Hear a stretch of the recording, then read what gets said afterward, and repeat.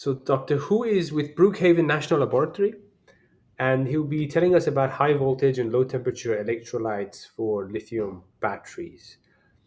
If you can hear me, Dr. Hu, can you activate your microphone or turn on your camera? Yes, can you hear me? I can hear you now. I think there's just a lag. Now I can see you as well. So perfect. Oh, yeah. Good. So Okay, great. yeah, Yeah, so I was a little delighted to have you concerned on the because it was stage, lagging. and we all know you do some really fantastic research in electrolyte technology. So you have 18 Thanks. minutes, and yeah, good luck.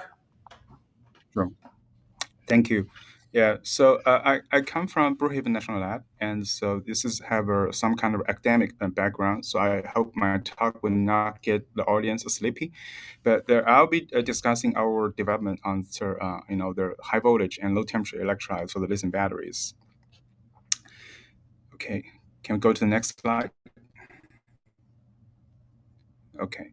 So first, I'll talk about the high voltage electrolyte effort. If we look at the history of batteries, we're starting from the aqueous system and moving on to the lead acid and to the nickel cadmium, nickel hydride, lithium metal, lithium ion. So we do see a clear trend of increasing the voltage of the battery system. And obviously, if we want to push the energy density higher, and we always have the motivation to both push up the capacity and pushing up the voltage. So increasing the voltage for batteries is both a historical trend and a technology need.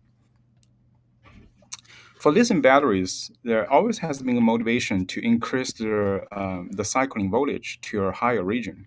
So we all know in 2019, Professor Stan Whittingham and Professor John Goodenough, along with Yoshio, they were awarded the Nobel Prize. And Stan Whittingham proposed the sulfide system that demonstrated a successful battery based on the 3 volts region. And by going from sulfide to oxide, and Professor Goodenough actually make the 4 volts battery accessible. And now we come to this stage of the AMC chemistry.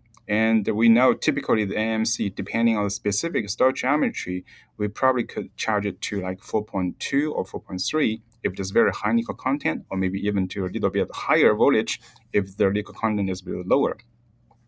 But we can clearly see if we increase the voltage range, for example, this is an example from the AMC 622, we do get extra capacity, but we do pay the price of accelerated capacity fading. So this is one of our previous papers on studying the mechanism of the high voltage decay. So we know there are several theories in the community about the reasons behind the capacity decay. And I think one of the very famous one is the cracking problem. So we know that during the charging process of AMC, the lithium distribution can be inhomogeneous. And they're coupled with the anisotropic strain distribution, then this leads to some of the serious strain regions in the particles, and that can ultimately lead to the crack formation. So once we have the cracks, the electrodes lose contact with both the conductors and the binders, and also the whole matrix. So that's losing the capacity. And we do some X-ray tomography on the particles. We can clearly see as we increase the charge voltage, there's more pores and cracks formed within the particles. And to address the problems facing the high voltage, the lithium batteries, so I think a lot of strategies have been proposed. For example, this is work is also from Professor Stan Whittingham. They introduced niobium doping to stable their cycling at the high voltage.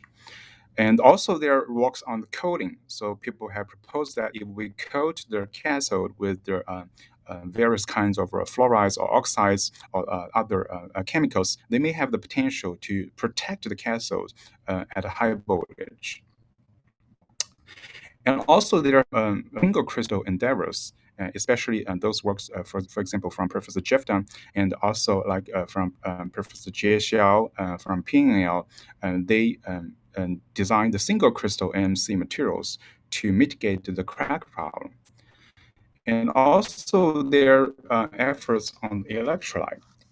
because one of the reasons for the high voltage fading, and not just from the cathode part, also comes from the electrolyte, because electrolyte can be oxidized at high voltage and leading to a series of side reactions that can really cause the problems. So